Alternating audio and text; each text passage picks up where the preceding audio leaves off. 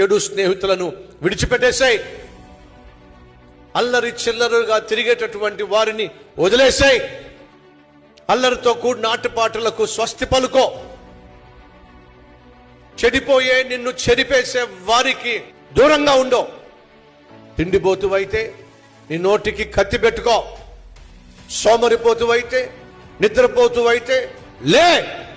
ఎందుకని నీ జీవితంలో కొన్ని కలలు కన్నావు. ఆ కలలు సాకారం కావాలి అని అంటే ఖచ్చితంగా నువ్వు నీ నిద్రను జయించాలి, తిండిపోతనాన్ని జయించాలి, సోమరిపోతనాన్ని జయించాలి.